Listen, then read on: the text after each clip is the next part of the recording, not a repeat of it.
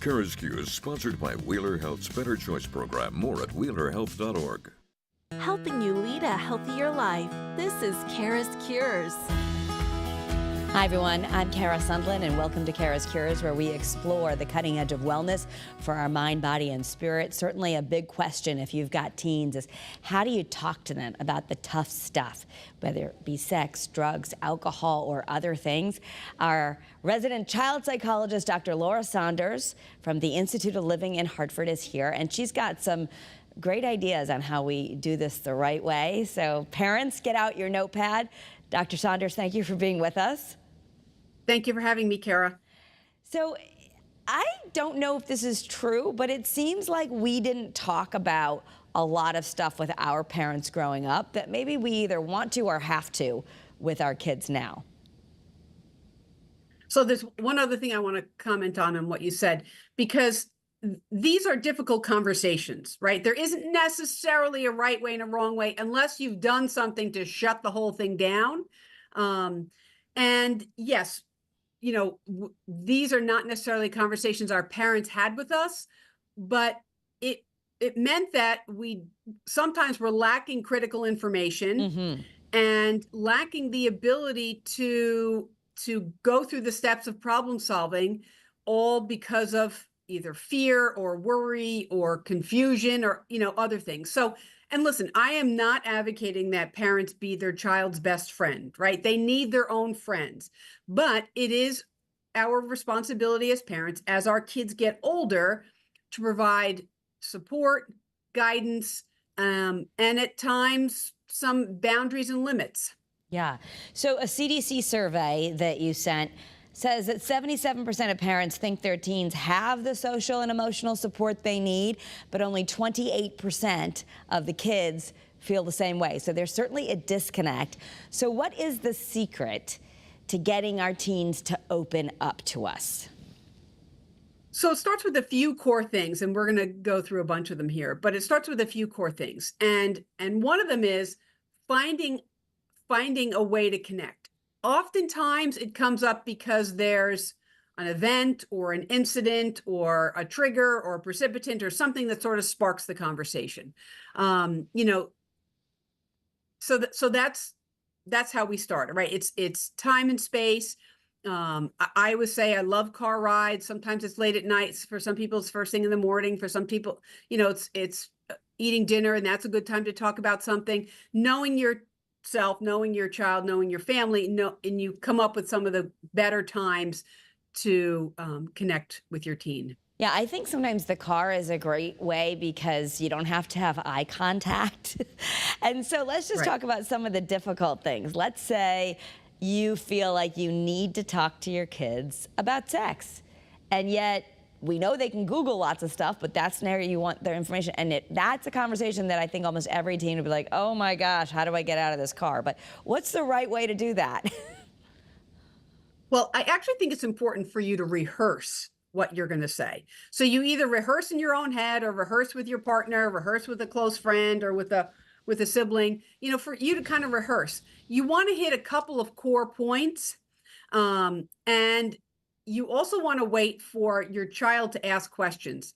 It's highly likely they won't ask a lot of questions, but to really, you know, allow some space, not like sometimes with anxiety, we just talk our way through things, but to allow some space for your young person to ask a question or to think about what you said.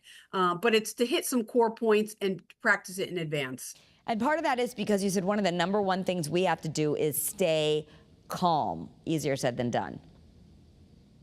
Yes, because sometimes we're having to have a conversation based on a piece of information we found out, or, you know, kind of a house rule was broken or something came up, and now we're upset. And when we're upset, we tend to have high emotional arousal, which means we're more likely to be yelling or angry or something. And I will say that we've all done it, but it's not the best time to have a conversation. When you're that angry, neither party is listening, and neither party is going to communicate in a way that's clear and effective.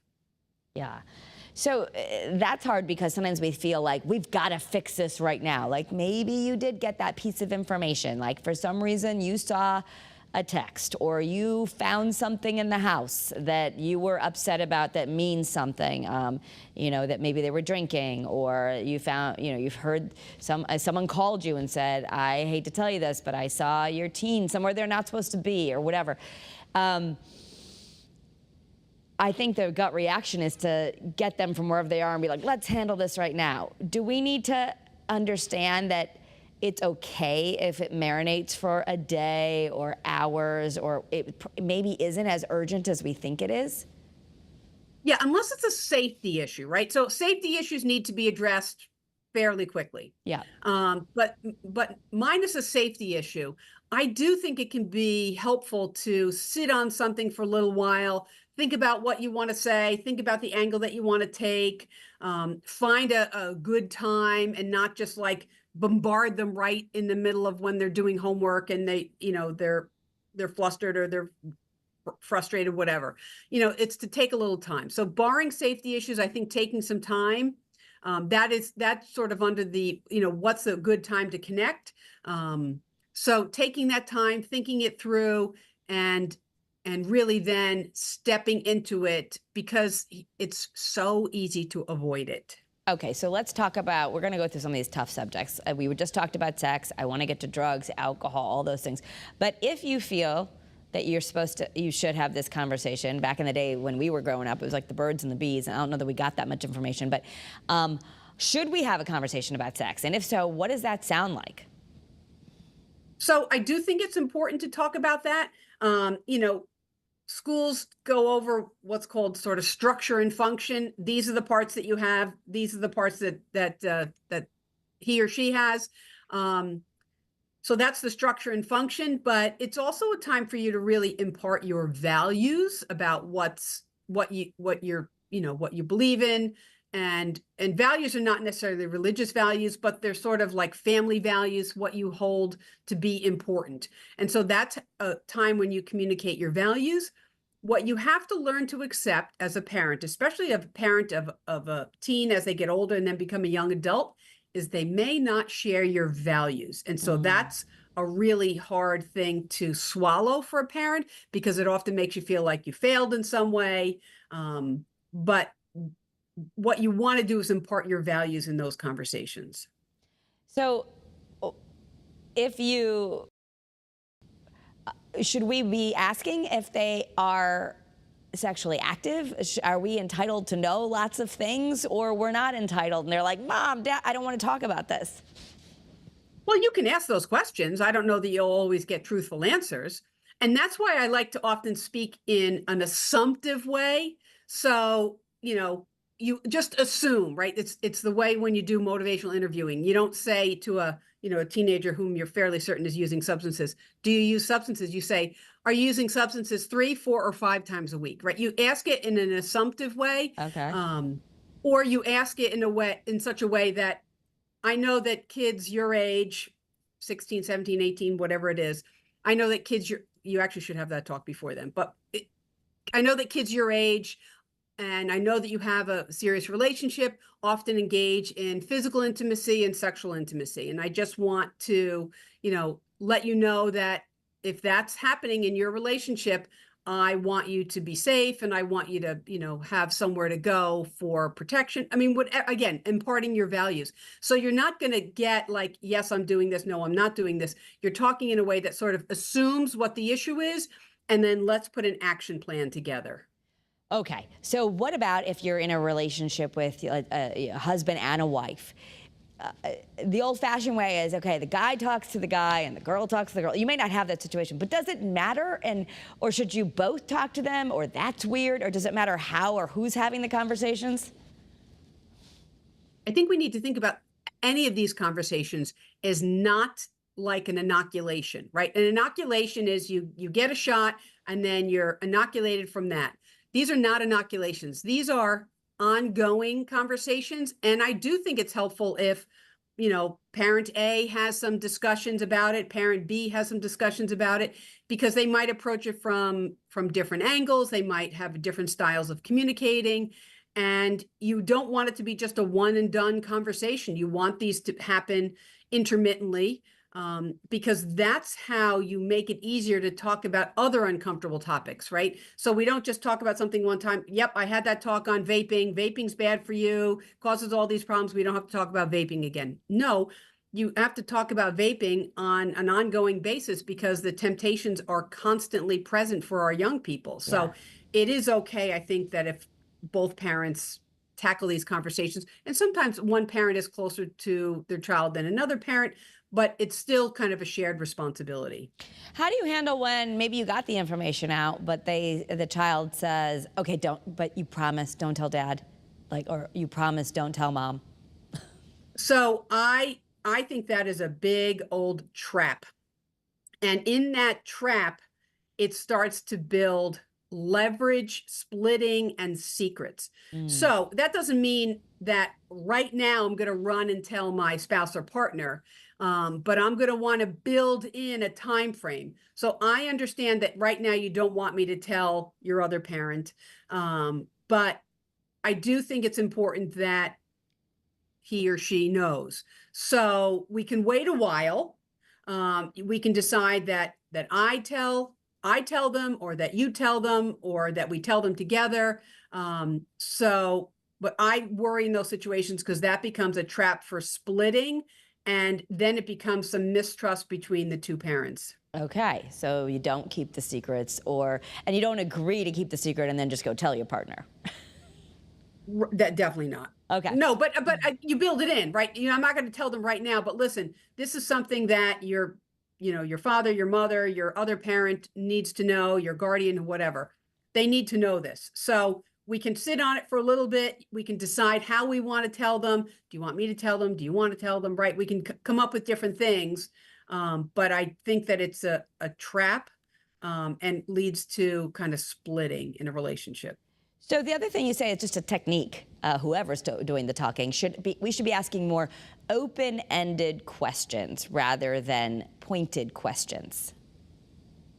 Yes. So you don't necessarily want to ask questions where you get a yes or no. The example from a few minutes ago, like, are you having sex with your boyfriend? You want to ask things in a way that is open, but not too open. Like, would you tell me if you were having sex with your boyfriend? Right. You might not even get much of a response to that. And then we don't make them answer. Right. So it's just finding ways to ask questions. And again, you get immediate feedback. You asked a question, you got a single word answer. I'm like, okay, well, that wasn't such a good question. Maybe I need to word it a little differently. Like the daily question, how was your day? Fine, okay, terrible. You get a single word answer. So a way to answer it, and I don't want a yes or no, but you ask things like, tell me one good thing and one not so good thing about your day, right? So it's open, but a little bit more specific to get more information. And you're not going to get a ton of information, but it's just being mindful about the way that you're communicating and the way that you're asking questions, because that's just a better way to sort of set up an ongoing conversation. Okay, so let's move on to drugs and alcohol. I think when I was growing up, whether this was good or not, I just remember coming in and my mommy let me smell your breath. There was an immediate need to check on you kind of thing. And I think knowing that if there was drinking, I would be grounded. And I want to get your opinion on that, because part of what you're saying is sometimes they might break your values and we don't want to shut the information off. So how do we balance? Do we punish when they're doing the things that we don't want them doing? So again, barring safety issues, like drinking and driving is a safety issue. So that requires immediate action, right? If you find out your child had some alcohol and was driving, that requires immediate action. Yeah. That's a safety issue. So barring safety issues, my style is really to have more of a conversation. I heard from such and such a parent that, so-and-so's party, that there was alcohol there. So, and again, you can say, did you drink anything? You might not get a truthful answer, but in an assumptive way, you would say things like, it's really tempting to have to have a beer or to have some drinks when other people are drinking as well, right? So you're not asking for a yes or no answer. You're talking in a way that kind of assumes, you know, my concern for you is that you are 15, 16 years old and having alcohol really affects you in a negative way. So you're providing information, and you're expressing concern, and, you know, because unless you find out definitively, i.e. you find some things in their room, you find some substances in their room, and then it's a much more serious conversation. I found this in your room. This is very worrisome to me. This is a safety issue.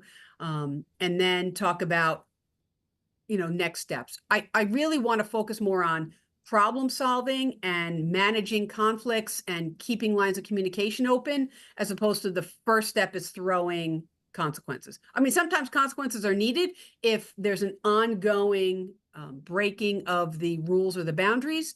But I want to start the communication first. Yeah. Okay. So I guess you're going to have to determine if you want, I know you talk about harm reduction. So in the case of you just found some beers hidden in the house, or you just found some marijuana in a drawer, rather than immediately getting mad, I guess this is what we don't do. Getting mad, look what I found, you're grounded. Instead, how would that go in the world of Dr. Saunders? I'm concerned I found this, and there'd be a discussion. Yeah. Yes, I mean, I do think it starts off kind of as a discussion, or, I thought I had 6 beers in the refrigerator and now there's only 4. So someone in the house took them, and I'm not sure if it's you that took them, but, you're underage or you're a minor, however you're phrasing it, and I guess that means that I need to start locking things up, right? So it's also owning your own piece to this, your own responsibility.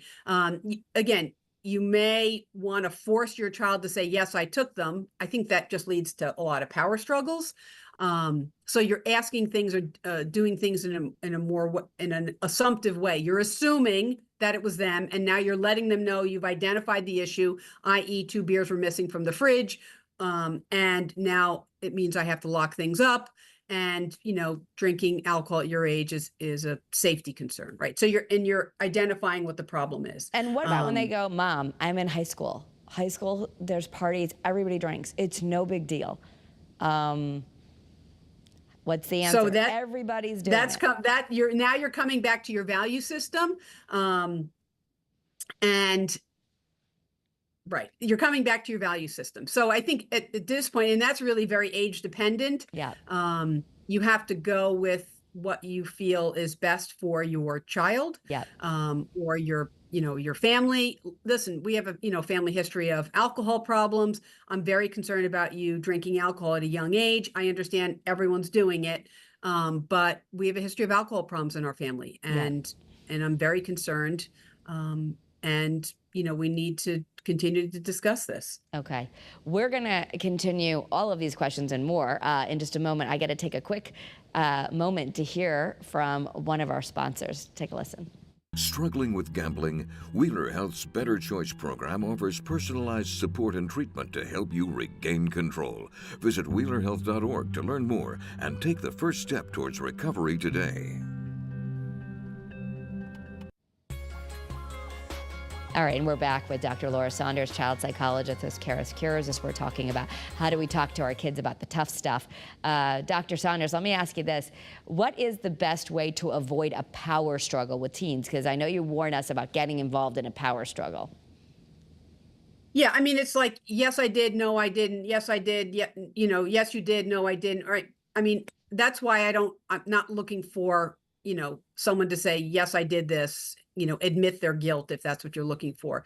I mean, you can set limits as a parent. You can say, if you find out your child did substances at a party, and you can say, okay, well, you're grounded. You're not going to be going out for the next week or 2. I always say shorter consequences are better than longer ones, because keeping someone in for 2 months is really not going to be very effective at all. But again, that's not getting at the underlying issue. The underlying issue might be temptation. It might be peer pressure. It might be need to escape, emotionally escape.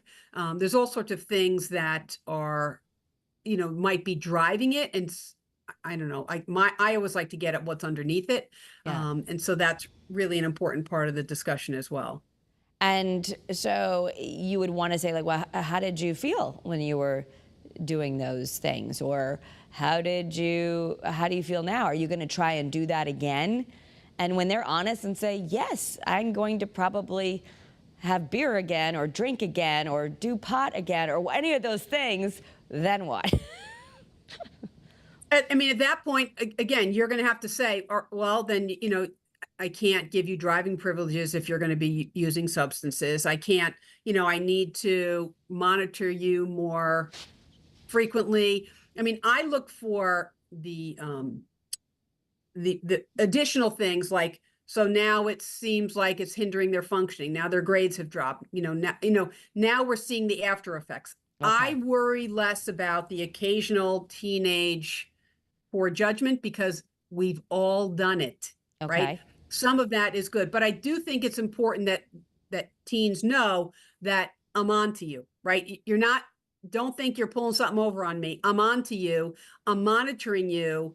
And, it's going to impact your ability to drive a car. If you're using substances, it's going to impact your ability to have, free access to money or to other things. It's going to have a negative impact on you. So the reality is kids have been sneaking those things for forever. Right. And so it's really about providing the supervision and the guidance, keeping your senior in high school grounded for 3 months is really not an effective strategy. Well, and we've talked about on other episodes with you, the nicotine, vaping is such an issue, how it can damage your brain for learning and attention if you're young, how marijuana also might be okay, and that it's legal for recreational use for adults, but then under 25, it can cause some brain damage. So I think as a parent, number one, because I know that from you, that's where I get worried. And it's maybe not the same, right? Because we say THC is so much stronger, but then so it's like finding that balance of, I'm worried because do you know A, B, or C? And then your kid will say, well, so-and-so is there, or this has been going on since the beginning of time. Do we need to worry that much more because of what's out there? It just seems, all of it seems scarier. It is scarier, and it also requires a lot of effort on the part of parents to sort of keep up on what's going on, right? Vaping's a huge issue. Right. And vaping does have a lot of serious medical consequences. Actually affects your lungs, it affects your thinking, it affects all sorts of things. In the same way that sometimes teens think like the use of those highly caffeinated drinks, that they're fine too, right? They actually can have some cardiac effects. That that caffeine, you can have caffeine withdrawals. I mean, so we have to really, as parents of young people, stay on top of a lot of these things, and it takes a lot of work and effort. So I do like parents to sort of check in with each other, what's going on with your child, or find out about current trends, stay on top of podcasts like this, because there's a lot out there and a lot of pressure on parents. It is our responsibility to provide supervision and guidance, and to set boundaries and limits. And so doing all those things is one of the hardest jobs in the world. For sure. You always say that. I want to give parents some grace that being a parent is the hardest thing. Even if you are a child psychologist, I know you've had your moments. Hard for me too. But it's great that we have, I think when we have knowledge, we have power. But you say things to keep in mind. Number one, let's just review, we want to stay calm, but partly because you said we really want to avoid any blame, speculation, or inflammatory language when we're having these tougher conversations. Yes. And I also want to emphasize that sometimes silence and taking space is okay too, right?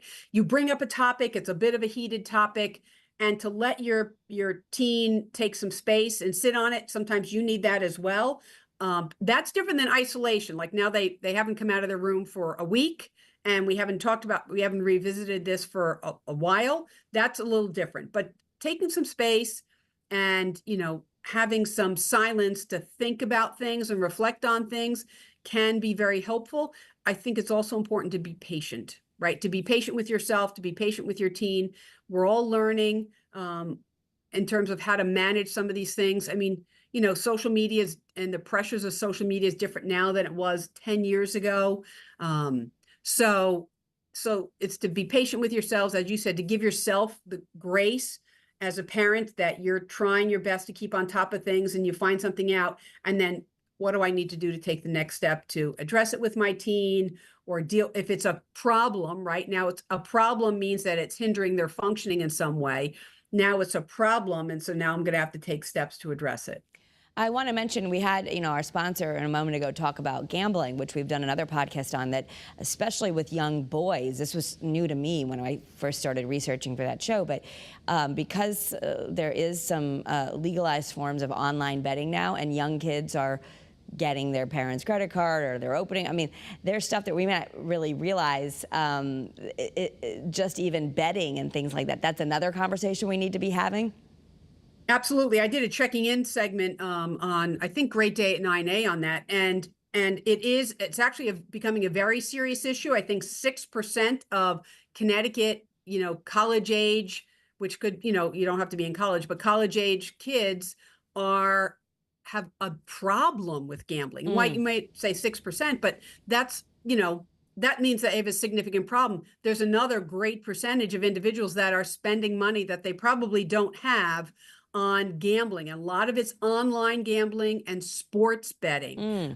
It's a very significant problem. And we knew that this was going to happen when it got legalized, which is why a lot of those sports betting sites actually have to give a percentage of money to the Connecticut Council on Gambling. And there are programs out there, but it actually is a pretty serious problem in a lot of young people, especially in young males. Yeah, they said you can't go to a college dorm room or a boarding school dorm room with all boys now and not have some sports betting going on. Right. So, right. And that's different than, if my team wins over your team, we do a $5 or $10 bet between us. This is much, much larger. It has odds, it has under and over, it has all these very complicated things. And remember, all these online betting places are making millions of dollars. So they're winning. Right? It's like the casinos. The casinos are in business because they win, the house wins. And so you might think you're going to get one up on them, but that is actually very rare. Well, we're in our final minute together. So as far as action steps, number 1, you want us to remain calm. Number 2, ask some open-ended questions. And what else before we let you go? So when appropriate, share your experiences, right? I don't think if you find that your 16-year-old was drinking at a party, that's not the time to share. Well, when I was 16, I was drinking at a party too, right? That's really not the time to share those things. It's to say, I'd made some mistakes when I was younger, and I realized what some of the consequences are from those mistakes, and I don't want you to make some of the same mistakes. The reality is all teens are going to make mistakes, but you don't necessarily want them to make some of the same mistakes. Absolutely. That's a great way of saying it. Dr. Saunders, we'll have to leave it there. And everyone watching, if you want to follow me at Kara Sundlin for more information on the cutting edge of wellness. For now, have a great day and be well.